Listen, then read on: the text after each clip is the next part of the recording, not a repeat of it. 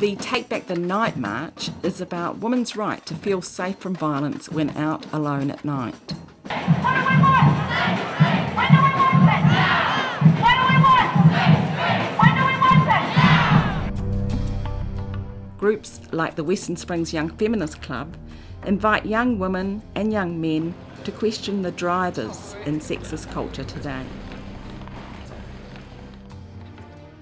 Once I learned more about feminism was when my attitude towards it actually changed, when I actually took the time to listen and learn about male privilege in our society. That was a big pivotal moment.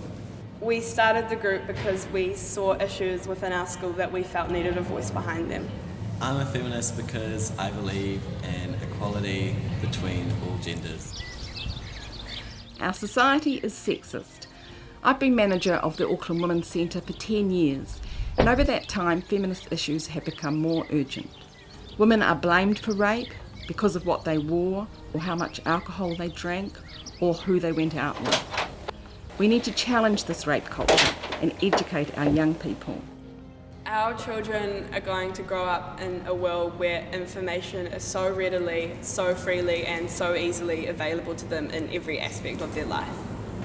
But that is a double-edged sword in terms of you get all this great content, but then obviously there's always going to be a large amassment of questionable content as well. Especially around the porn industry, where it's bringing in young girls and then they get used up in a sense where their career's over after 2 months. With all this free and easy access to information, younger kids, like younger and younger, are going to have access to so much more questionable, hardcore pornography that is increasingly starting to depict extreme violence and extreme abuse of women and against women, disproportionate to other genders. And it's also a matter of it's easier to put up, and people are constantly pushing sort of new limits with it, and that's when it gets even more and more questionable because it's so easy, obviously, to kind of do your own stuff.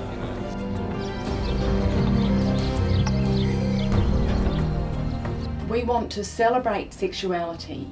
We're not opposed to sex, to young people enjoying sex, to everybody enjoying sex. There's a lot happening for teenagers in terms of their sexuality, and one of the things we're most concerned about is the impact of their viewing of pornography on the development of their sexuality.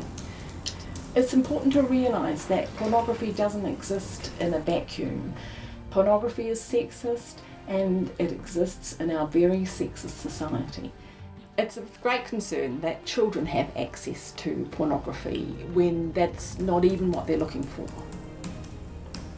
Back in the day, you had to walk into a shop and purchase something, you had to be over 18, but now kids as young as 9 and 10 are logging onto the internet and being able to freely access this content by just typing something in a search bar, and that can just lead to really terrible effects on how they grow up and how they develop sexually and how they think of women, especially with all the violence depicted against them in porn.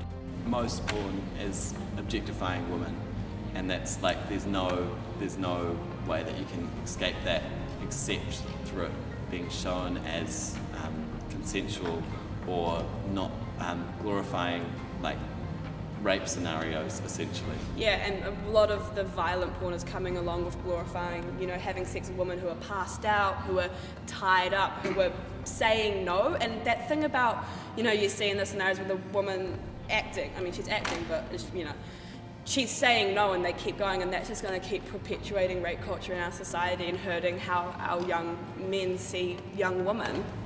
Take Back the Night marches are all about standing up to the myths that promote rape.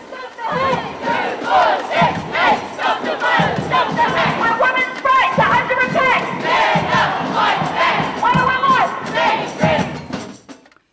We are concerned that online pornography has become increasingly violent towards women. Some young people are getting their sexual education from porn. They're missing out on sharing the joy of sex with their partner. It becomes a mechanical sex where they're trying to ape what they see in pornography. We are concerned about the quality of the relationships they're going to have in later life. To have a rich relationship, that requires sharing and mutuality, and that's what's missing in pornography. Extreme hardcore porn really normalises abnormal situations. I mean, one big example I can think of is sort of blurring the lines of consent, which is a huge danger. As a young woman, you can definitely see and feel the effects of hardcore pornography on young men in real life. Because we don't talk about porn that often, it becomes kind of funny and more socially acceptable that they talk about this. And the behaviours become incredibly hard to unlearn. I think the bottom line in terms of what the biggest danger about pornography is the objectification, just the simple act of just dehumanising someone on screen. Feminism is an issue that will never be irrelevant to me. We are thrilled to see more young men become involved with feminist issues and stand up to the sexism and misogyny that is playing out on our computer screens.